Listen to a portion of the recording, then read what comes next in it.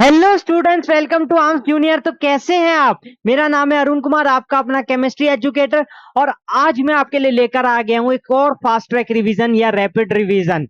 ये हमारे chapter number 3 metals and non metals का रहने वाला है।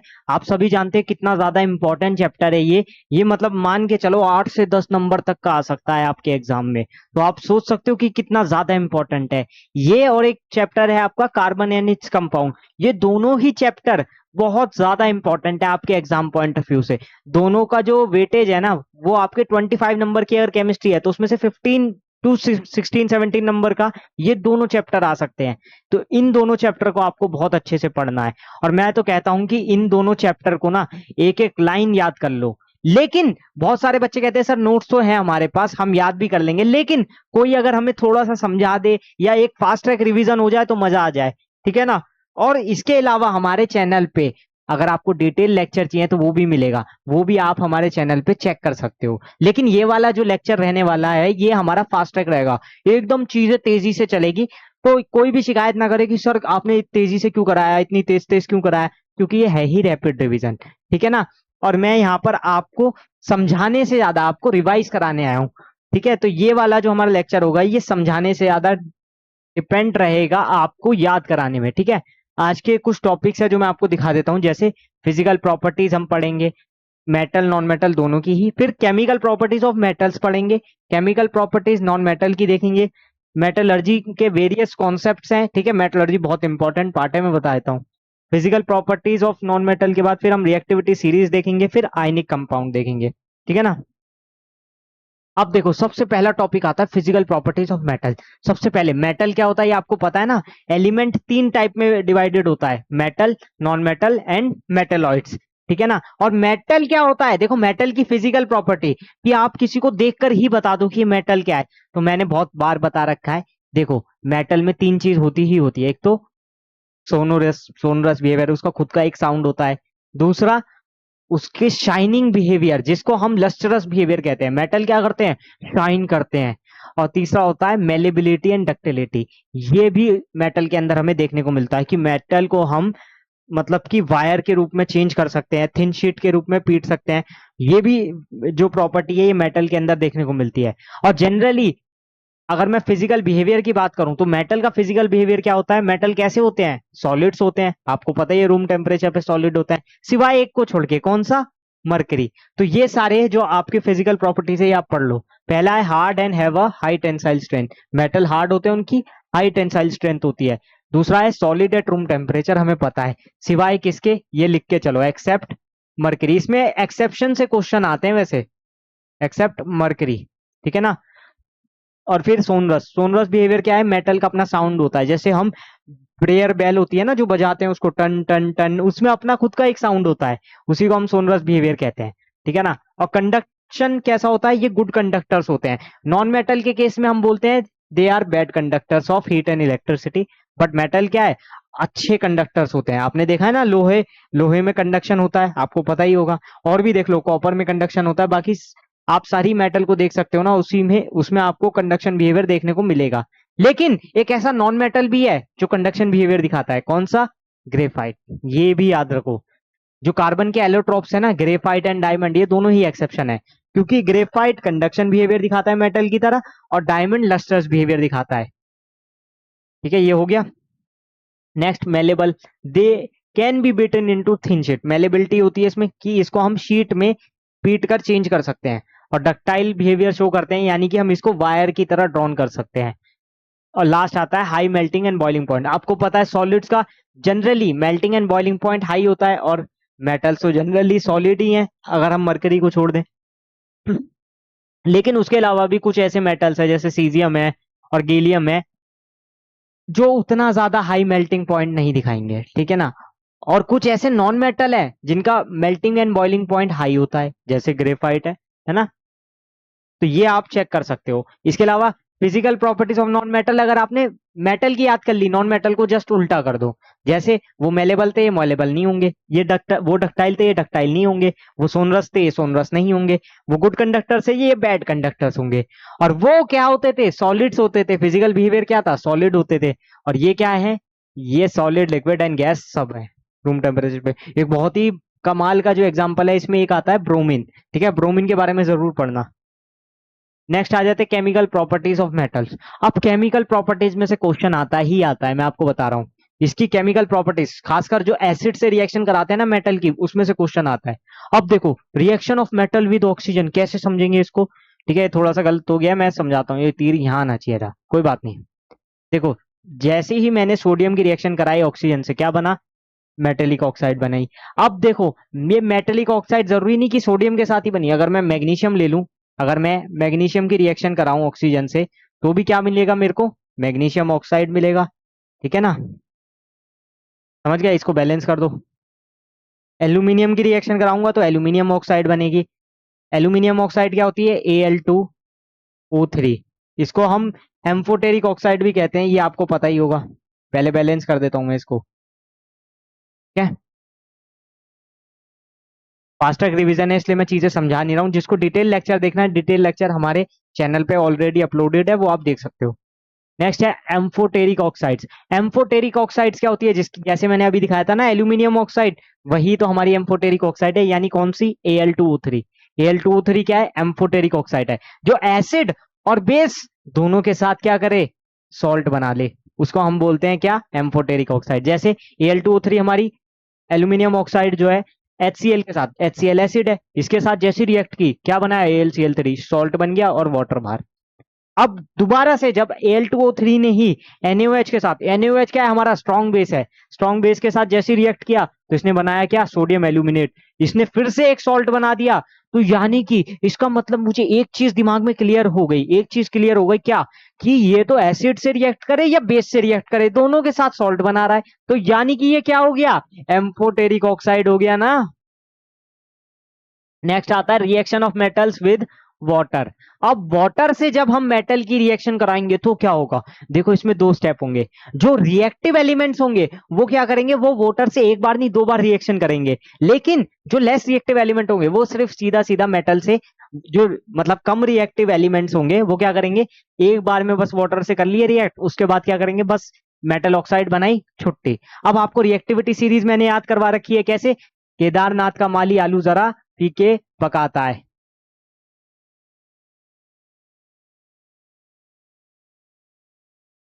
कौन है जी, आगे आओ। ठीक है ना। अब देखो, potassium, sodium, calcium, magnesium, aluminium, zinc, ferrous, lead, hydrogen. अब ये देखो, हाइड्रोजन के नीचे जो भी आएंगे, ये हाइड्रोजन के नीचे वाले हैं। जगह नहीं बची थी तो इसलिए मैंने यहां लिखे। देखो ऊपर से नीचे आते हुए रिएक्टिविटी कम हो रही है। ये क्या थे, मोस्ट रिएक्टिव एलिमेंट थे, ये मोस्ट रिएक्टिव एलिमेंट थे। ठीक है, और ये क्या है, less reactive element, less reactive element. अब जो लेस रिएक्टिव है वो क्या करेंगे, वो एक ही बार रिएक्ट कर सकते हैं, या फिर हो सकता है रिएक्ट भी ना करें। लेकिन जो मोस्ट रिएक्टिव एलिमेंट है ना, ये शुरू के चार, पोटेशियम, सोडियम, कैल्शियम, मैग्नीशियम, ये क्या करेंगे, दो बार रिएक्ट करेंगे। पहले मेटल वाटर से रिएक्ट करके मेटल ऑक्साइड बनाएंगे, हाइड्रोजन गैस लिबरेट होगी। उसके बाद दोबारा जो इनकी मेटल ऑक्साइड बनी, वो दोबारा से वाटर से रिएक्ट करके मेटल हाइड्रोक्साइड बनाएगी। जैसे मैं एक केस ले लेता हूं सोडियम का। ठीक है, सोडियम क्या करेगा, देखो सोडियम की रिएक्शन जैसी मैं करवाऊंगा वाटर से यानी H2O से, तो देखो पहला केस क्या कह रहा था, पहला रूल कह रहा था मेटल ऑक्साइड और हाइड्रोजन। तो इसकी मेटल ऑक्साइड क्या होती है, Na2O। ठीक है, प्लस हाइड्रोजन। ठीक है, इस टाइप से हुआ, इसको बैलेंस भी कर लो। ठीक है, बैलेंस हो गया। हाँ, अब देखो ये यही नहीं रुकेगा, दूसरे स्टेप में क्या करेगा, फिर से इसकी जो मेटल ऑक्साइड बनी, ये रिएक्शन फिर से करेगी वाटर के साथ। और क्या बनेगा इस बार क्या बनेगा, मेटल हाइड्रोक्साइड बनेगा, यानी NaOH। अब यहाँ दो Na थे तो यहाँ पर भी दो आएगा। ठीक है ना। अब इसको बैलेंस करो, यहाँ पर एक H2, हाइड्रोजन जो था वो एज इट इज रहेगा। ठीक है ना, एक बार चेक कर लो इसको, एक और एक दो, हाँ बैलेंस है। नहीं नहीं नहीं, हाइड्रोजन यहाँ पर दो होगा, यहाँ पर दो, तो यहाँ पर दो आने चाहिए ना। हाँ, अब ठीक है। हालांकि वो इस रिएक्शन से ही हम देखेंगे। अब इसको काट के दोबारा से, ये तो मैंने समझाने के लिए था, लेकिन मेन रिएक्शन जो होगी वो हमें एक ही बार में लिखनी होती है। Na प्लस H2O, वो बन जाता है NaOH plus H2 plus heat. ठीक है, तो आपको पूरी रिएक्शन नहीं लिखनी है, बस आपको ये समझ लेना है कि जो भी रिएक्टिव एलिमेंट होंगे वो क्या बनाएंगे, मेटल हाइड्रोक्साइड बनाएंगे। क्या बनाएंगे, मेटल हाइड्रोक्साइड प्लस हाइड्रोजन, वो तो आएगा ही, ठीक है ना। और जो हीट निकलेगी वो निकलेगी। जैसे कैल्शियम भी आपका मतलब हाईली रिएक्टिव है, तो वो भी क्या करेगा, आपका कैल्शियम हाइड्रोक्साइड बनाएगा और हाइड्रोजन गैस लिबरेट करेगा। लेकिन एल्यूमिनियम क्या है, एल्यूमिनियम मॉडरेट रिएक्टिव है। देखो मैग्नीशियम तक आप मान के चलो मोस्ट रिएक्टिव है, और एल्यूमिनियम से हाइड्रोजन तक ये मीडियम रिएक्टिविटी या मॉडरेट रिएक्टिविटी वाले आ जाते हैं। तो जैसे ही वाटर से रिएक्ट किया, इसने क्या किया, सिर्फ अपनी ऑक्साइड बनाई, छुट्टी, ठीक है।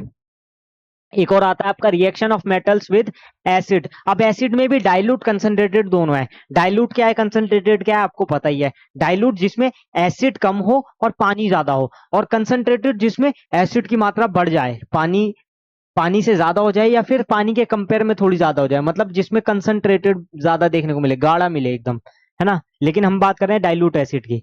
अब जैसे ही हम मेटल की रिएक्शन डाइल्यूट एसिड से कराते हैं, दो चीजें मिलती है, सॉल्ट प्लस हाइड्रोजन। क्या मिलता है, सॉल्ट प्लस हाइड्रोजन। अब इसमें जो लेस रिएक्टिव एलिमेंट होते हैं, जैसे कि हाइड्रोजन से नीचे वाले कॉपर, AgHg और Au, ये हमारे रिएक्ट नहीं करेंगे। ये हमारे मेटल, ये वाले मेटल हमारे एसिड से रिएक्ट नहीं करेंगे, ठीक है। तो ये तो आपका नोट हो गया। अब ये वाली रिएक्शन लिखो, मेटल डाइल्यूट एसिड से करेगा। जैसे Fe ने जैसी HCl से रिएक्ट किया, FeCl2 प्लस हाइड्रोजन बनाया। मैग्नीशियम ने HCl से रिएक्ट किया, उसने अपना क्लोराइड बनाया, magnesium chloride plus H2। Zinc ने जैसे रिएक्ट किया, इसने अपना क्लोराइड बना लिया। एल्यूमिनियम ने जैसे रिएक्ट किया, इसने LCl3 इस हिसाब से कर लिया, ठीक है। अब आप कह रहे हो मैं ऐसी डायरेक्टली क्यों बता रहा हूँ, अरे मैं बता रहा हूँ ना, डिटेल लेक्चर देखना है तो आप हमारे चैनल पे आके देखो। यहाँ मैं सिर्फ फास्ट ट्रैक रिवीजन करा रहा हूँ। रिएक्टिविटी सीरीज मैंने याद करवाई थी, potassium, sodium, calcium, magnesium, aluminium, zinc, ferrous, lead, hydrogen, copper, Hg, Ag, Au, ये सब मैंने करवा दिए हैं, ठीक है। मोस्ट रिएक्टिव से मतलब नीचे आते जाएंगे जैसे जैसे, तो लीस्ट रिएक्टिव तक आएंगे, और बीच वाले मॉडरेट रिएक्टिव हो जाते हैं, एल्यूमिनियम से हाइड्रोजन तक, उसके बाद लीस्ट रिएक्टिव वाले, ठीक है। ऐसे मार्क कर लो, ठीक है। यहां से यहां तक मोस्ट रिएक्टिव हो गए चार, फिर ये वाले चार आप मान लो मॉडरेट, फिर ये वाले मान लो आप लेस रिएक्टिव, ठीक है। ये बहुत जरूरी है याद करना। नेक्स्ट आता है reaction of metals with non metal. अब मेटल जब नॉन मेटल से रिएक्ट करते हैं तो क्या होता है, अब ये वाला केस बनता है आयनिक कंपाउंड वाला। देखो जैसे सोडियम क्या है, एक मेटल है, क्लोरीन क्या है, नॉन मेटल है। ये जैसे ही आपस में रिएक्ट करे, क्या बना लेंगे, NaCl। अब ये जो NaCl का फॉर्मेशन हो रहा है, ये जो NaCl का फॉर्मेशन है, कुछ इस टाइप से हो रहा होगा कि देखो Na के पास क्या है,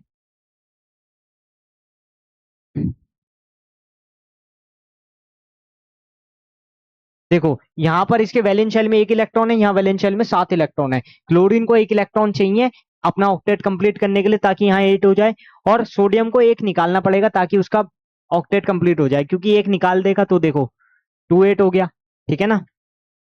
लेकिन यहाँ पर क्या है, यहाँ पर एक ऐड होगा तो यहाँ 2 8 8 हो जाएगा। तो इन्होंने क्या करा, आपस में समझौता किया।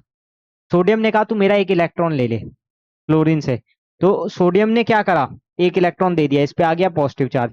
क्लोरीन ने एक इलेक्ट्रॉन ले लिया, इस पे आ गया नेगेटिव चार्ज, ठीक है। जिसने इलेक्ट्रॉन दिया वो पॉजिटिव, जिसने इलेक्ट्रॉन लिया वो नेगेटिव। तो ये कौन सा कंपाउंड बनेगा, अब ये बनेगा आयनिक कंपाउंड। और इन दोनों के बीच में जो बॉन्ड बनेगा उसी को हम बोलते हैं आयनिक बॉन्ड। यानी आयनिक बॉन्ड हमारा होता है जब एक मेटल इलेक्ट्रॉन दे, शेयर मतलब एक इलेक्ट्रॉन ट्रांसफर करे, किसको, नॉन मेटल को। जरूरी नहीं एक एक इलेक्ट्रॉन करे, 2 इलेक्ट्रॉन भी कर सकता है, 3 भी कर सकता है। मतलब मेटल क्या है, इलेक्ट्रॉन ट्रांसफर कर रहा है, किसको, नॉन मेटल को। इसको हम आयनिक बॉन्ड बोलते हैं। अब एक क्वेश्चन आता है, when a copper is dipped in silver nitrate solution, a glitter appears on the coin after some time, why does this happen, write the chemical equation. अब ये बहुत बढ़िया क्वेश्चन है। जैसे सपोज करो मेरे पास एक सिक्का है, ठीक है। अब ये सिक्का पता नहीं कॉपर का है या किसका है, ठीक है। अगर मैं इसको पानी में डालता हूं तो कुछ नहीं होता, लेकिन अगर इसी को मैं सिल्वर नाइट्रेट सॉल्यूशन में डाल रहा हूं तो ग्लिटर अपीयर्स हो रहे हैं कॉइन में। अब ऐसा क्यों होता है, देखो इसके पीछे केमिकल रिएक्शन है, हर चीज के पीछे केमिकल रिएक्शन मैं निकाल देता हूं ना, इसके पीछे भी निकालता हूं। तो देखो हुआ क्या होगा, कॉपर की रिएक्शन लिख देता हूं। कॉपर किस में डिप्ड हुआ है, सिल्वर नाइट्रेट में ना, AgNO3 में। अब आपने डिस्प्लेसमेंट रिएक्शन तो पढ़ी होगी, है ना। अब ये बताओ कॉपर Ag को डिस्प्लेस कर सकता है, हाँ। रिएक्टिविटी सीरीज में कौन ऊपर आ रहा था, कॉपर ऊपर आ रहा था ना। कौन है जी, आगे आओ, कॉपर ऊपर था Ag से, तो ये क्या करेगा, इसको डिस्प्लेस कर देगा, क्योंकि हमने पढ़ा है कि more reactive element can displace less reactive element. तो क्या होगा, कॉपर इसको डिस्प्लेस मारेगा और कॉपर नाइट्रेट के साथ आ जाएगा। अब कॉपर की वैलेंसी होती है 2, नाइट्रेट की -1, तो ये हो जाएगा 2:1, यानी कि कॉपर नाइट्रेट प्लस Ag। अब इसको बैलेंस कर देते हैं, ठीक है। तो ये रिएक्शन हुई होगी। और कॉपर क्योंकि अर्जेंटेनियम यानी सिल्वर से ज्यादा रिएक्टिव है, तो ये क्या करेगा, इसको डिस्प्लेस कर देगा, ठीक है। नेक्स्ट है the electronic configuration of metal A is 281। ए की है 281, ठीक है, और बी की है 282। पहली बात तो देखते ही पता चल गया, देखो ऐसे ऐड करो, 2 + 8 10, 10 + 1 11। अब 11 एटॉमिक नंबर किसका आता था, सोडियम का, और ये उससे एक ही तो ज्यादा है, यानी 12, ये हो जाएगा मैग्नीशियम। अब मुझसे ये पूछा है कि इन दोनों मेटल में कौन ज्यादा रिएक्टिव है। अरे मुझे पता है, रिएक्टिविटी सीरीज में सोडियम मैग्नीशियम से ऊपर आता है, तो रिएक्टिव कौन ज्यादा है, सोडियम मैग्नीशियम से ज्यादा रिएक्टिव है, यानी ए वाला बी से ज्यादा रिएक्टिव है, ठीक है। अब write their equation with dilute hydraulic hydrochloric acid, ये बाइक्लोरिक नहीं हाइड्रोक्लोरिक है, ठीक है ना। अब देखो रिएक्शन लिखनी है मुझे इनकी, किससे, डाइल्यूट HCl से। क्या बनेगा, जब मेटल की रिएक्शन हम HCl से या फिर किसी एसिड से कराते थे, क्या बनता था, सॉल्ट प्लस हाइड्रोजन। तो यहाँ क्या बन जाएगा, NaCl प्लस H2। बैलेंस कर लेते हैं इसको, H2 है ना, यहाँ पर 2 लगा दो, और यहाँ पर भी 2 लगा दो, और यहाँ पर भी 2 लगा दो, ठीक है। नेक्स्ट आता है मैग्नीशियम प्लस HCl। मैग्नीशियम की HCl से कराएंगे तो क्या बनेगा, MgCl2 प्लस हाइड्रोजन, ठीक है। बैलेंस कर दो इसको, हाँ ये तो बैलेंस है क्योंकि यहाँ Cl2 ही चाहिए था ना। ये बैलेंस है, इसमें कोई दिक्कत नहीं, ठीक है। तो मैंने पूरा का पूरा क्वेश्चन देखो आपको कितनी जल्दी समझा दिया। नेक्स्ट आता है आपका एक्रेंस ऑफ मेटल्स। अब एक्रेंस ऑफ मेटल में से बहुत सारे क्वेश्चंस आते हैं। और हाँ, आयनिक कंपाउंड जो मैंने समझाया ना, आयनिक कंपाउंड के बहुत सारी प्रॉपर्टीज होती है, वो भी आप पढ़ लेना। यहाँ मैं नहीं दिखा रहा हूँ क्योंकि रैपिड रिवीजन है, लेकिन डिटेल लेक्चर में वो सब दिखाया हुआ है, तो आप एक बार जाके फिर भी मैं कहूंगा डिटेल लेक्चर देख लेना, ठीक है। अकरेंस ऑफ मेटल में देखो मिनरल्स आते हैं सबसे पहले, फिर आता है ओर्स। अब ये मिनरल्स क्या है और ओर्स क्या है, देखो मिनरल्स हमें मिलते हैं नेचुरली धरती में से, यानी अर्थ क्रस्ट में से, उसको हम मिनरल बोलते हैं। अब मिनरल्स और ओर में क्या डिफरेंस है, देखो ओर एक तरीके से मिनरल ही है, और क्या है, एक तरीके से मिनरल ही है, लेकिन और एक इस टाइप का मिनरल है जिसमें हाई परसेंटेज ऑफ मेटल है, यानी कि और में से हम मेटल निकाल सकते हैं, कब, जब हम उसके अंदर से सारी इंप्योरिटीज को निकाल दें, तो हमारा क्या बचेगा, मेटल बचेगा, ठीक है ना। एक क्वेश्चन आता है, मैं आपके लिए छोड़ता हूं, वैसे अभी जो मैंने समझाया उस हिसाब से ही है कि all minerals, all ores are minerals, ये बिल्कुल सही बात है, but all minerals are not ores. अब ये बताओ, जस्टिफाई करो, तो ये आपके लिए है, ये आप बताओ कमेंट में, ठीक है, जल्दी से कमेंट करके बताओ इसका reason. Next is extraction of metal from ores. अब देखो एक्सट्रैक्शन बताना है मेटल का ओर से, तो कैसे बताएंगे, जल्दी बताओ। देखो इसमें बहुत सारे प्रोसेस आते हैं, ये प्रोसेस के लिए ये वाली टेबल आप याद कर सकते हो, बहुत डीपली इसको याद नहीं करना है, बहुत डीपली नन मत करो। मैं आपको दो चीज बता रहा हूँ, कार्बोनेट ओर को कैसे निकालते हैं, सल्फाइड ओर को कैसे निकालते हैं, ये आप पढ़ लोगे ना, आपका काम चल जाएगा। और कैल्सिनेशन रोस्टिंग पढ़ लेना, रोस्टिंग आपको पता है खुले में करते हैं ना, और कैल्सिनेशन बंद करके। अब देखो मेटल्स विद हाई रिएक्टिविटी, इसके लिए हम करते हैं इलेक्ट्रोलिसिस, क्या करते हैं, इलेक्ट्रोलिसिस ऑफ मोल्टन ओर, जिससे हमें प्योर मेटल मिलता है, ये याद कर लो एक तो। सेकंड आता है मेटल्स ऑफ मीडियम रिएक्टिविटी, इसमें तीन ही है देखो, मीडियम रिएक्टिविटी, लो रिएक्टिविटी और हाई रिएक्टिविटी। हाई रिएक्टिविटी वालों का इलेक्ट्रोलिसिस कर देते हैं। मीडियम रिएक्टिविटी वालों का क्या करेंगे, देखो इसमें हमें कार्बोनेट और लेने हैं और सल्फाइड और। अब आप कहोगे इसमें कैसे देखेंगे, अरे कार्बोनेट और हो गया, समझो जिंक, जिंक कार्बोनेट, ठीक है। अब जिंक कार्बोनेट है, इसका क्या करेंगे, कार्बोनेट और है तो कैल्सिनेशन करेंगे। और सल्फाइड और के केस में हम रोस्टिंग करते हैं, जैसे यहाँ पर कोई सल्फाइड और ले रहे हो, जैसे ZNS है, अगर मैं ZNS लेता हूं तो इसकी मैं रोस्टिंग करूंगा। रोस्टिंग मतलब वो खुले में ही करते हैं, ठीक है, प्रोसेस आपको पता ही है, सारा बताने लगूंगा तो ये रैपिड रिवीजन से डिटेल लेक्चर बन जाएगा।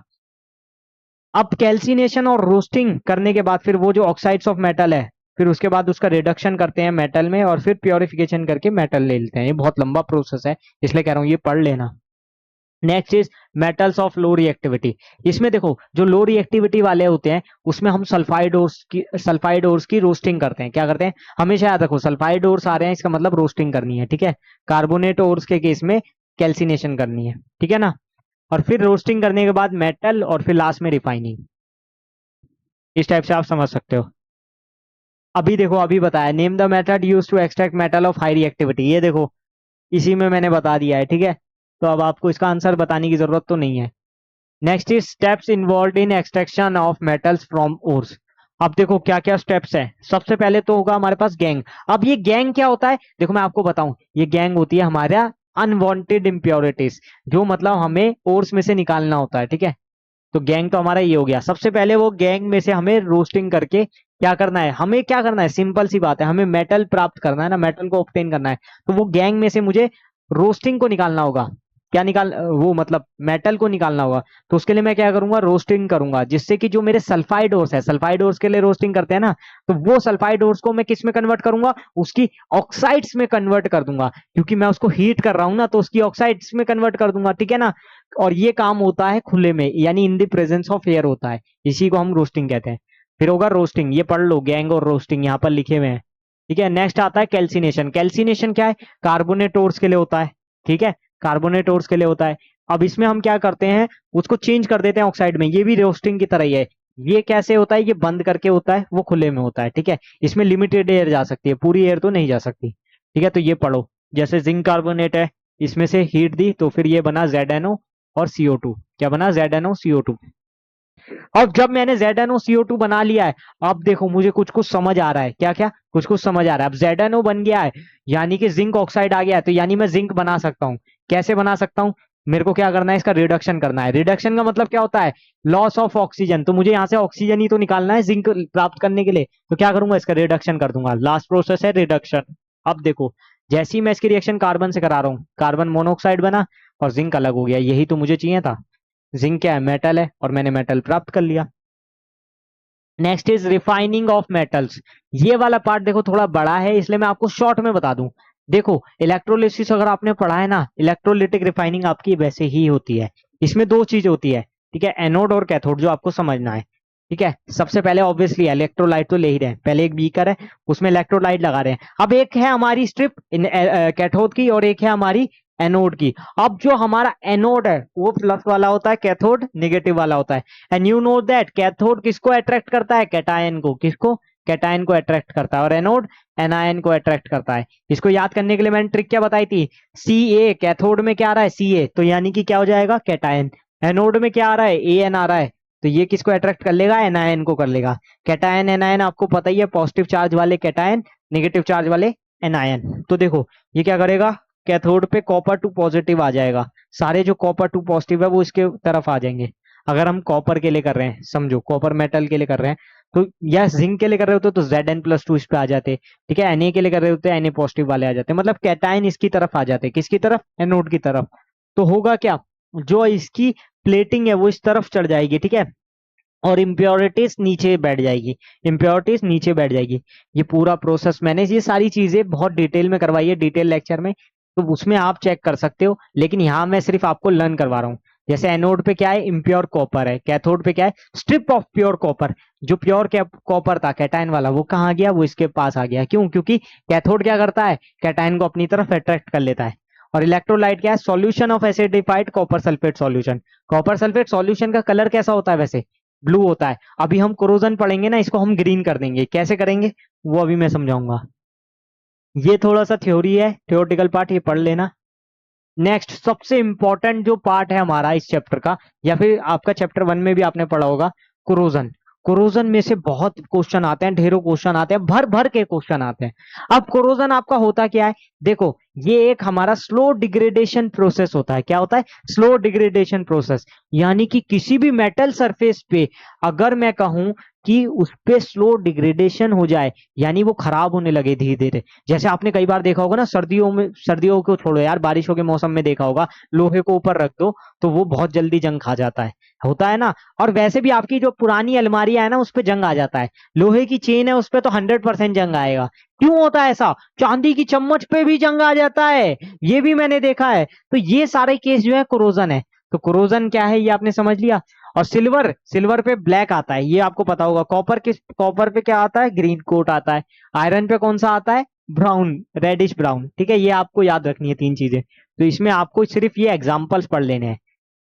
तीन चीजें, टर्निशिंग ऑफ आयरन, टर्निशिंग ऑफ सिल्वर, और रस्टिंग ऑफ आयरन, और फिर ग्रीन कोटिंग ऑफ कॉपर। ये तीनों चीज आपको याद करके चलनी है, ठीक है ना। इसको एक बार देख लो। अब ये क्रोजन होता क्यों है, देखो क्रोजन होता है जब हम किसी भी मेटल सरफेस को मॉइस्चर और एयर के संपर्क में, कांटेक्ट में लाते हैं लॉन्ग पीरियड के लिए, तो उस पर क्या आता है, क्रोजन आ जाता है, ठीक है ना। ये एग्जांपल्स है, ये एग्जांपल्स देख लो अच्छे से। रस्टिंग ऑफ आयरन, सिल्वर टर्निशिंग और ग्रीन कोटिंग। ये 100% मैं गारंटी से कह रहा हूं कि इसमें से एक ना एक क्वेश्चन आता ही आता है, क्योंकि ये दोनों चैप्टर में है, फर्स्ट चैप्टर में भी और इसमें भी। Next is which metal do not corrode easily. कौन से नहीं होंगे, लेस रिएक्टिव। अब लेस रिएक्टिव कौन कौन से है, कॉपर को छोड़ दो, कॉपर पे तो आता है, कॉपर से भी नीचे आ गए, जैसे अर्जेंटेनियम है, गोल्ड है, प्लेटिनम है, इन पर कोरोजन नहीं आएगा। क्यों, क्योंकि ये तो लेस रिएक्टिव है, ये ऑक्सीजन से रिएक्ट नहीं करेंगे। और कोरोजन क्या है, वो तो होता ही तब है जब वो एयर के संपर्क में आए, यानी ऑक्सीजन से रिएक्ट करे। Next is prevention of corrosion. Prevention of corrosion में बहुत ज्यादा चीजें आपको नहीं पढ़नी है, दो चीजें आप पढ़ लो, ठीक है। सबसे पहला क्या है, सबसे पहला है पेंटिंग करते हैं, ऑयलिंग करते हैं, ग्रीसिंग करते हैं। ये पेंटिंग ऑयलिंग ग्रीसिंग एक टाइप वाले हो गए। सेकंड आता है प्लेटिंग वाले। अब प्लेटिंग में दो तीन है, क्रोम प्लेटिंग है, गैल्वेनाइजिंग भी है, एनोडाइजिंग, ये तो अलग हो गया। एनोडाइजिंग वाला मैं अलग से वो एलॉयज में बताऊंगा, ठीक है। बट ये दो तीन पॉइंट्स आपको पता चलने चाहिए। अब गैल्वेनाइजेशन क्या है, गैल्वेनाइजेशन क्या है कि हम उसके ऊपर जिंक जो है ना हमारा मेटल, उसकी सरफेस चढ़ा देते हैं, यानी उसकी प्लेटिंग कर देते हैं। ये एक तरीके से गैल्वेनाइजिंग है, ठीक है। गैल्वेनाइजिंग क्या है कि एक ऐसा मेथड जिसमें हम स्टील एंड आयरन की रस्टिंग से बचाने के लिए थिन लेयर लगा देते हैं जिंक की, यानी वही प्लेटिंग कर दी, ऊपर से उस पर लेयरिंग चढ़ा दी जिंक की। एलॉय क्या है, अब देखो जनरली जो एलॉय है ना वो हमारा मिक्सचर होता है, किसका, मेटल और एक और मेटल या नॉन मेटल का। अब ये क्या है कि एलॉय पे जल्दी से कोरोजन नहीं आता है, ये एक टाइप है। जैसे हम बात करें ना तो बहुत सारे एलॉयज है जो मैं आपको अभी दिखाऊंगा, ठीक है। अमलगम वगैरह की भी बात करेंगे। जैसे ये आ गए हमारे एग्जांपल्स ऑफ एलॉय। इसमें देखो सबसे पहले आता है आयरन। आयरन का एलॉय कैसे बनाते हैं, आयरन का एलॉय बनाएंगे जब हम उसको मिक्स कर देंगे किसी भी कार्बन के कंपाउंड से। जैसे कि मैं सपोज करो निकिल क्रोमियम को आयरन के साथ मिक्स करता हूं तो स्टील बन जाता है। स्टील तो आपके घरों में भी है, आपको पता ही होगा। और ब्रास की बात करूं तो वो कॉपर और जिंक से बनता है। अमलगम सबसे इंपॉर्टेंट अमलगम है, इसमें हम क्या करते हैं, एक मेटल के साथ मरकरी मिक्स कर देते हैं, यानी मरकरी फिक्स है लेकिन मेटल फिक्स नहीं है, तो कोई भी एक मेटल जो होगा उसमें से एक मरकरी होगा, बाकी कुछ भी ले लो, ठीक है ना। तो आप ऐसे समझ सकते हो, आप सिर्फ यहां तक याद करो। स्टील क्या होता है, आयरन निकेल एंड क्रोमियम का। ब्रास क्या होता है, कॉपर और जिंक से बनता है। ब्रॉन्ज कॉपर और टीन से बनता है। सोल्जर लेड और टीन से बनता है। और अमलगन जिसमें एक मेटल मरकरी होता है, फिक्स होता है, ठीक है। अब एक क्वेश्चन है, amalgam is the homogeneous mixture of, किसका होता है, मैंने बताया अमलगम किससे बनता है, मेटल और मरकरी। तो यानी कि एक होगा मेटल और दूसरा होगा मरकरी, सिंपल। सो बस यही था हमारा आज का रैपिड रिवीजन। बहुत ही ज्यादा मजा आया, 25-26 मिनट में हमने पूरा का पूरा चैप्टर ही रिवाइज कर लिया है। तो आई होप आपको ये पसंद आई होगी सीरीज, और मिलते रहेंगे ऐसे ही सीरीज को आगे बढ़ाते रहेंगे। आप मुझे बताओ आगे आप कौन से चैप्टर पे रैपिड रिवीजन देखना चाहते हो, कमेंट करके बताओ जल्दी से। मिलते हैं नेक्स्ट वीडियो में। Thanks for watching and stay tune with us.